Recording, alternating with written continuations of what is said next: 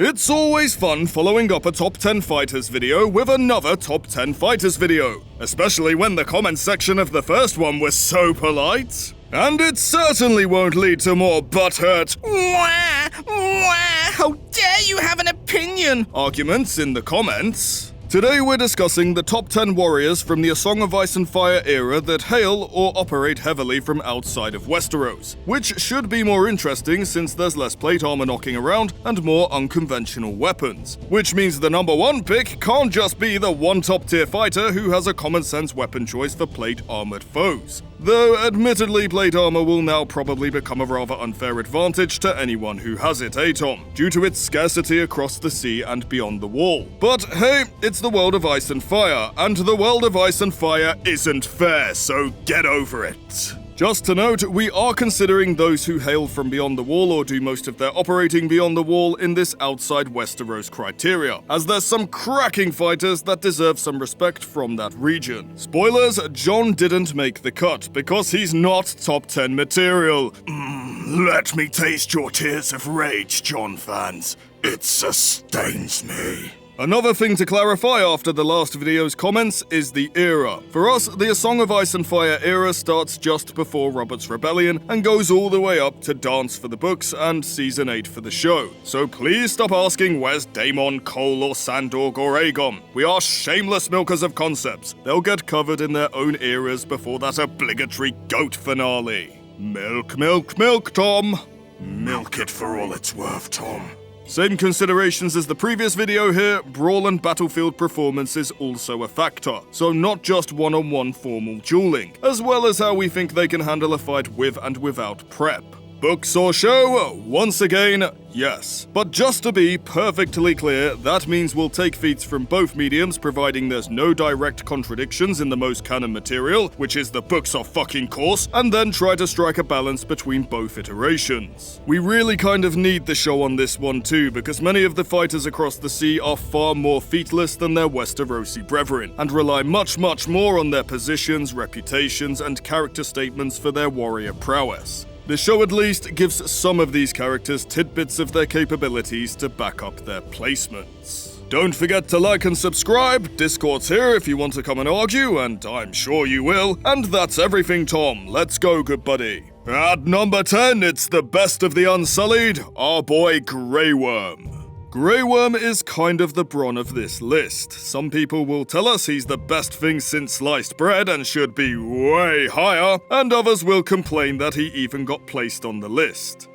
We're nothing if not consistent in our propensity to piss off all sides, Tom? To those who think Grey Worm is top 5 material, I'm sorry, but he's just not. He's fairly young, and while extremely well trained, isn't quite at that caliber where he can hang with the best, especially in the area of single combat, which isn't really an area the Unsullied focus on during their training, with the focus more on unit cohesion and fighting in formation over one-on-one scuffs. Basically, he's had a soldier's training over that of a duelist's. To those who think he's useless though, get off your high horse! Grey Worm is an extremely talented fighter, the best of the Unsullied, who themselves are an absolute force on the battlefield. And remember, battlefield performance is considered in this video. His single combat feats are virtually non-existent in the books, but we do see in the show that he can acquit himself admirably in a dueling/skirmish environment, even when badly outnumbered. And nothing in the books really contradicts this, so I think it's fair to say this is probably an accurate representation for both iterations of the character.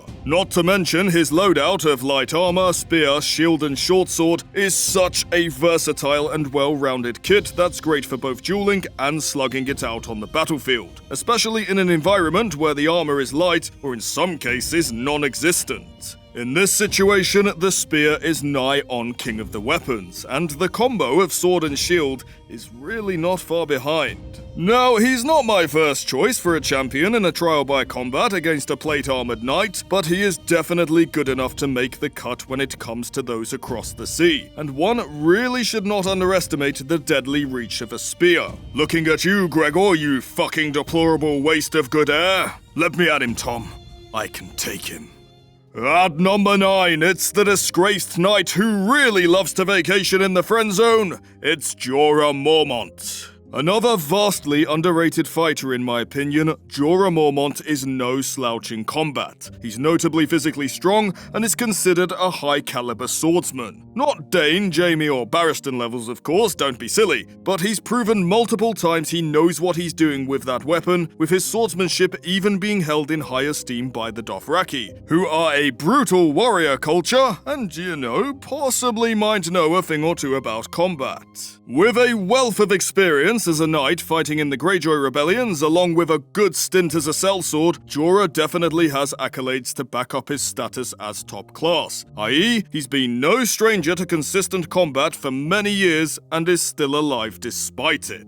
He's either very lucky or very skilled, both of which are great traits for a top-class warrior. Not to mention, he's one of the few on this list decked out in plate armor, which is a demonstrable advantage against the typical warriors you find across the sea and beyond the wall, who are unfamiliar with it and the means with which you combat it. Just ask that poor Blood Rider who probably could have mopped the floor with old Jorah had that plate not been there. His longsword is also a decent all-rounder of a weapon that might not be the best at one specific thing, but covers most bases to a decent degree. Jorah's standout trait as a warrior, though, is actually his intelligence. He knows exactly what he and his equipment can do and can't do, and makes the best of it. Were he a little younger, he likely would have placed much higher due to that plate armor and, the fact it works. But due to his age, he's likely at that point where his body is slowing down significantly, and while good with a sword, he's not that legendary level that can put a past their prime fighter into the top 5, with younger, fresher fighters likely able to outlast him if they're smart about it, especially in these hotter climates. I can tell you from experience, it gets bloody hot under plate armor in mild weather, let alone the scorching heat you'd find in places like Essos. If you're fighting in plate armor somewhere hot, you need to be ending it quick as you can. But still, show this bear some damn respect. He's better than people give him credit for and a solid all-rounder. Moving on. At number 8, it's Bron's long-lost edgelord brother, Daario no Harris. Daario has quite a decent fan base, and some believe he's one of the best fighters in the series, and I can definitely think an argument can be made for top 5 within the confines of just the show, for those across the sea at least, since he backs up his big words more than once on screen, showing us he's around Bron's level of skilled, cunning, and ruthless, and his colourful past as a former pit fighting champion further reinforces the notion he is not one to mess with. But that's only the show. In the books, honestly, he's mostly been talk so far. He doesn't have this history as a pit fighting champion, at least that we know of, and he didn't defeat Marines champion. Both of these feats are actually borrowed from a book character who didn't make it to the show. And what a fucking shame that was. #justice for Belwas. In the books, we never see him fight, and the only combat we know he takes part in was during Dany's attack on Yunkai and Meereen. And because of this, and the fact we take both iterations of the character into consideration for these rankings, it drags him back a little further due to his book counterpart's lack of solid feats. However, we can still infer that Book Daario must still be a very capable warrior. Becoming leader of a formidable sellsword company, especially one that operates in a continent as unstable as Essos, and has likely seen action in the Disputed Lands, which is basically a non-stop war zone where strength would most certainly be valued more over bloodline, could only be achieved if you know how to fight and have been willing to fight others who might believe they deserve that fancy management position over you. So, Daario in the books probably is as cunning and skilled as Daario in the show, but with nothing in those pages to back that up, I just can't put him any higher. Sorry Daario, I know this probably pisses some people off, but in fairness, you need to tell your book counterpart to get off his ass and do something please. Moving on. At number 7, it's the camera that rides, Areo Hotah. You can sum up Areo Hotah fans with one single clip. Well, what are you waiting for? I don't know, something amazing, I guess. Now, I really like this character. Everything about him screams badass, both in the books and even in the show. Well, before...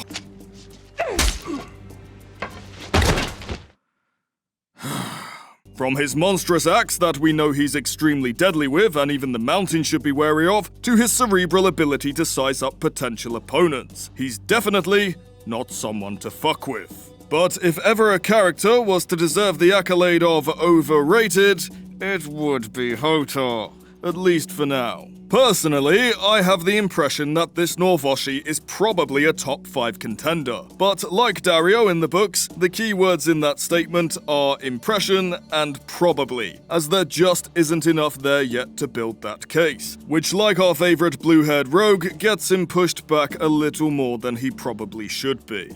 The extreme confidence in his fighting abilities comes from a rather unreliable source, that being himself, which as Joffrey proves, can't be trusted. And in the one fight we see from both the book and show versions, if you can even call them that, he was basically just flexing on 2 already defeated opponents. Like Book Daario, we can only infer his high level of skill from his position and what little backstory we have. As captain of Prince Doran's guard and having been trained by a holy warrior cult from childhood, it is beyond any doubt this guy is good enough to make this cut. But the question is just how high should he really be? And there's just nothing there at the moment to get him into that top 5 VIP zone. Come on, Daario, we know you're higher than this. Give us the damn books, George. Give us wins. We've waited long enough. At number 6, it's everyone's favourite king beyond the wall, Mance Rayder. There'll be 2 types of reaction to this pick. The show-only watcher reaction of, "What? This old fart? He can't fight, come off it." And the book reader reaction of, "Too fucking right you put Mance on this list, boy. In fact, why the fuck is he so low?"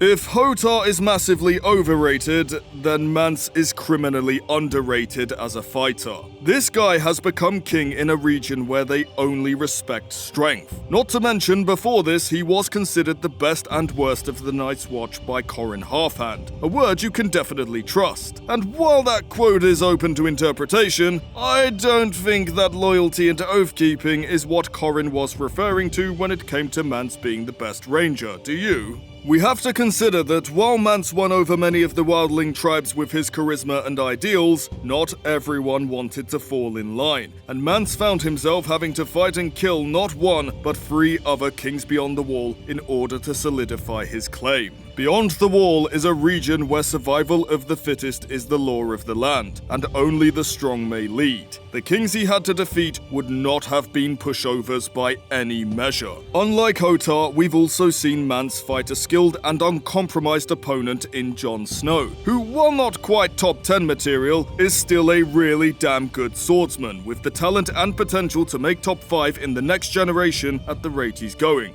You know, assuming he also gets brought back in the books like he does in the show. To be totally fair, because I know some people will bring this up, there are some factors at play in that fight that may have went against Jon. He didn't have Longclaw to my recollection, and some theorize that the glamouring of Mance may have seriously messed with Jon's ability to read Mance's intentions. But here's the thing, Mance didn't just beat Jon, he absolutely schooled him. Jon was left panting and wiped from the bout, whereas Mance didn't even appear to have broken a sweat. It was that one-sided. Glamour removed and Longclaw in hand, Jon would still have not had a prayer. Another point of favour for Mance will be his versatility. We know he's a top-tier swordsman thanks to his fight with Jon, but we can also infer from his time as a ranger and the necessary tools required to survive beyond the wall that he's a good archer, handy with an axe, and adept with a spear at the minimum. So he's got all his bases covered, that's for sure.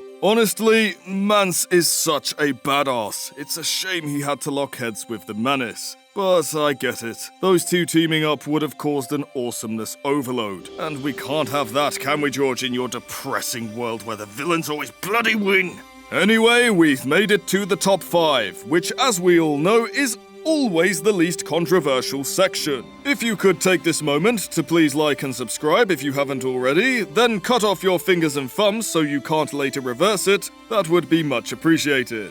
Moving on. At number 5, it's our book-only lightning pick, so I better keep it short, Tom? It's Strong Belwas. Any guy who finds the Dothraki to be little more than amusing as opponents is usually one of 2 things: unhinged or 7 hells of a warrior. Belwas is both. You've only got to try and count the scars on this pit fighter's body to know he's not just talk. Each scar represents a soul he's sent to the Shadow Realm, and what's even more badass is that Belwas permitted those cuts before making the kill. Exerting that level of control over a life and death confrontation can only be achieved if you've got some S-tier fighting abilities. His confrontation with Marine's champion is yet another indicator of his supremely high level of proficiency with the martial art Fu-Apitsu, able to defeat the mounted and fully armored champion while himself being on foot with nothing but an arrow and a buckler and no armor of his own. And what a humble and noble winner he was in Oh, Belwas, this is why we love you over here at the Fandome. His weapons and armor would leave him struggling to cut through the top 10 of Westeros due to the abundance of plate armor. Not to mention an arrow and a buckler isn't the most versatile loadout for battlefield use, though Belwas seems to make it work just fine during the attack on Marine. But in one-on-one combat, where neither opponent has plate armor, this guy is basically a Souls boss. For number 4, it's one of my all-time favorite characters of the series, despite his minimal screen and page time, the former First Sword of Braavos, Syrio Forel. In a setting like Westeros, Syrio would struggle against many of the top-tier fighters simply because of his weapon specialization. Sorry guys, but it's rant time now. Despite many comments trying to state otherwise on our third mountain video, the rapier is clearly what water dancing swords are inspired by. They're not S-Tox or Tux despite wishful thinking. We know this because we've seen a water dancer in the show, and that is clearly a rapier-inspired sword, though the blade is a touch short. And despite some other rather rude and arrogant comments on the same video trying to state otherwise, the rapier is not an anti-plate armor sword, and its effectiveness against plate is pretty much just as crappy as any other sword. The original term for a rapier was espada ropera, which roughly translates to dress sword, i.e. it is a civilian unarmored dueling weapon and no amount of wishful thinking can change that. Don't assume that just because I make minor lore mistakes that I don't know my history. Rant over. I'm not normally one for petty responses, but this was a special case. Thank you for your cooperation. So, with this in mind, Syrio needs to get creative when he fights in Westeros, and is definitely on the back foot when fighting those in the top tier who also wear plate armor. But against the sort of armor you see across the sea and beyond the wall, or just situations where armor isn't involved at all, Syrio is a complete fucking menace to absolutely everyone on this list and the other one too. Ask anyone who practices HEMA which sword they take into a duel to the death without armor, and even if it's not their specialization, they often opt for the rapier. This is because it is just that much better for unarmored dueling than any other sword. If the skill of the users is equivalent, it is a little quicker on the draw and more nimble than a greatsword, and will usually outreach a longsword, making it great for turning unarmored opponents into Swiss cheese from head to toe. And Syrio isn't just good with this weapon, he's one of the best there is. You see, Syrio is a former First Sword of Braavos, which is the Sea Lord of Braavos' personal bodyguard and also sort of second in command of the Sea Lord's military forces. But the First Sword of Braavos is actually a very crude translation of the title in the common tongue. The actual word-for-word translation from Braavosi is as follows: I'm the deadliest swordsman in a city full of deadly swordsmen. Come at me, bro.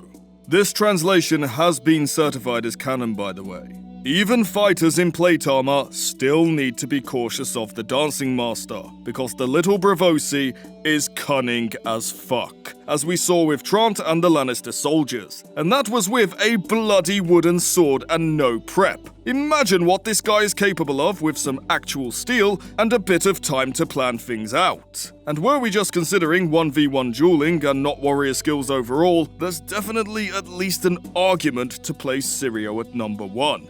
He is that good. At number 3, it's the finest ranger of the watch who definitely doesn't give fans good cause to think he's the finest knight of the era in disguise. It's Corran Halfhand. I really tussled with whether or not Corran or Syrio deserved the number 3 spot. Both are legendary swordsmen, and we've seen both in action with a highly detrimental, non-self-imposed handicap, and both were still able to tear shit up.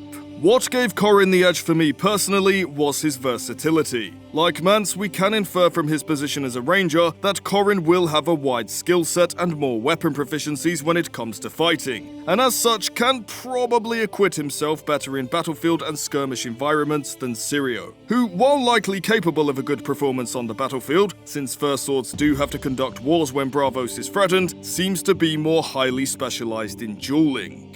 But to hype Corrin up a little, since Sirio's had his turn, the Wildlings, for the most part, are a brave people, with a brutal tribal culture, sharing their region with monsters, giants, and even ice zombies. But none of that stopped them from shitting their pants at the Night Watch's version of John Wick. He wasn't the Wildlings' boogeyman, he was the one you sent to kill the fucking boogeyman. To them.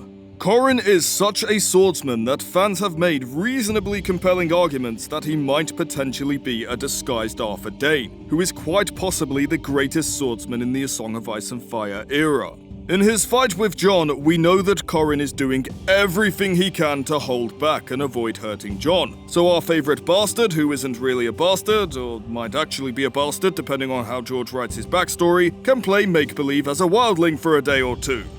And Jon still cannot keep up with the half-hand's speed and skill, necessitating Ghost's intervention so he could slay the infamous Ranger.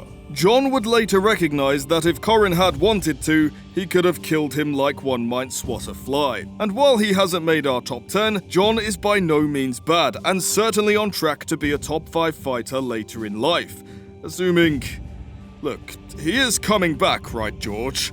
Maybe, release that book and let us know. Give us wins, give us wins, give us fucking wins. Please. And you know what makes all of this even more badass? Corrin is doing this with his non-dominant hand, after he'd used his main hand to block an axe one time, which, let's be honest, is one of the most hardcore and badass feats we've seen in Thrones, period. He's done something that even Jaime isn't capable of doing at present and readjusted to his weaker hand. It's even rumoured he's now better with his left than he was with his right. Almost as if he could defeat a few Kingsguard with the left hand while taking a piss with the right. Or what's left of it anyway.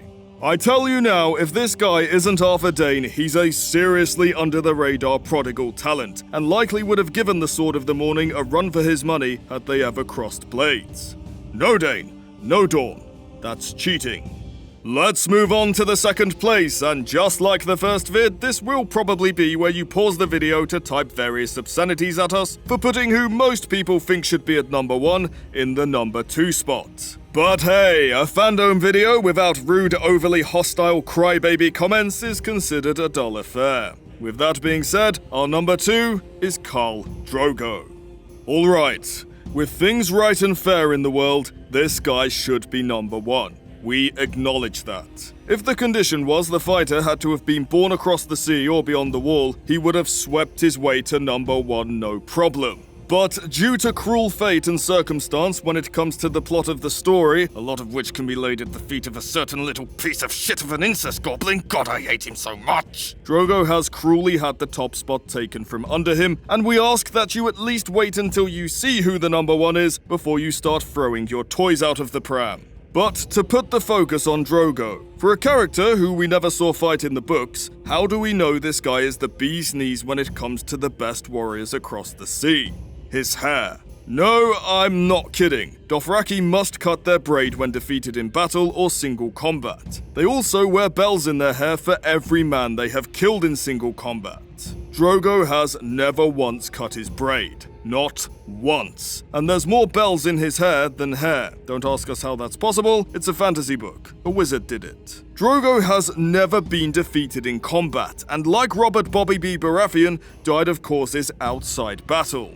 Well, technically as a result of battle.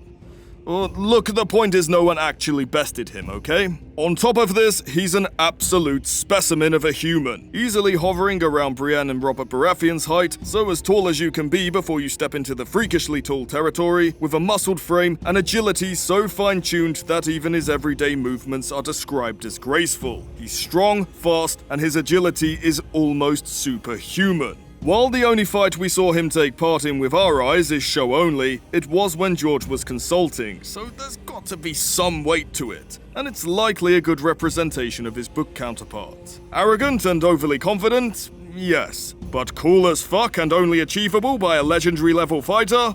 Also yes. He's clearly in the conversation for one of the deadliest warriors in the series, period. And if Drogo could just set aside the Dothraki pride regarding the wearing of armor and don some plate, he would be near untouchable. Not just across the sea, but likely in Westeros also.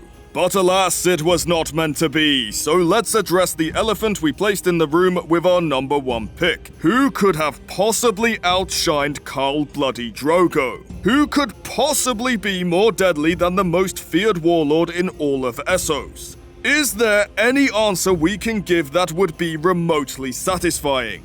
You tell us. It's Queensguard Barristan Selmy.